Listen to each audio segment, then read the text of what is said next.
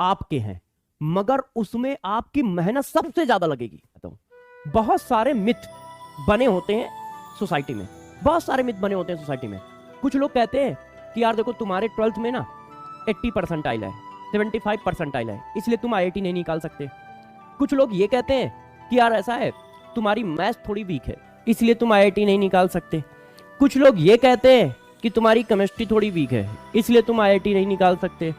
कुछ लोग ये कहते हैं कि तुम मन लगा के नहीं पढ़ते हो इसलिए तुम IIT नहीं निकाल सकते।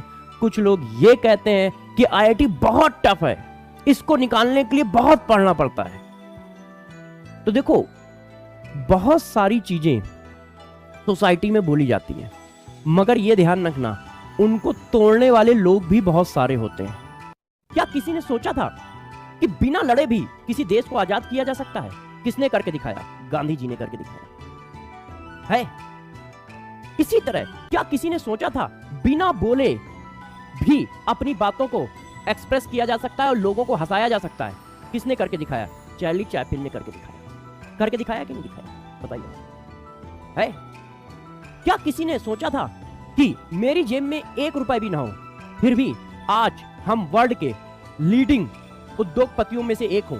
ये किसने करके दिखाया? ये किसने करके दिखाया बताओ? धीरूभाई अंबानी ने करके दिखाया।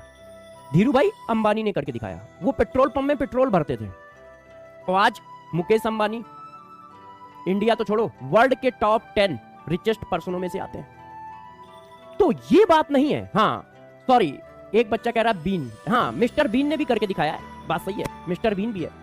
तो अब मैं इससे समझाना क्या चाह रहा हूं, ये इतने सारे एग्जाम्पल क्यों दे रहा हूं, उसके पीछे एक रीजन है कि जो लकीर समाज ने खींची है उसको तुम तोड़ सकते हो, बस तुम में जज्बा होना चाहिए, जुनून होना चाहिए।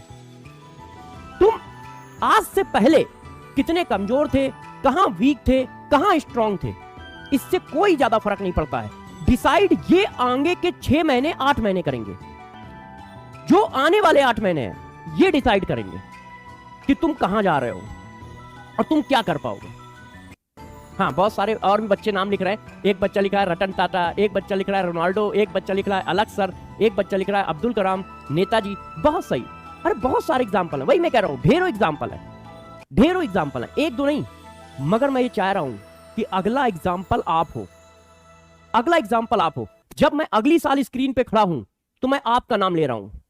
अगली साल जब मैं स्क्रीन पे खड़ा हूं तो मैं आपका नाम लूं कि एक बच्चा ऐसा था जिसके 10th में मार्क्स बहुत कम थे, एक बच्चा ऐसा था जो बहुत ही पिछले मतलब शुरुआत में उसने कोई पढ़ाई नहीं की थी मगर 6 महीने में उसने IIT निकाला, 6 महीने में उसने IIT निकाला। तो ये सब कौन करके दिखाएगा? ये सब आप करके दिखाओगे।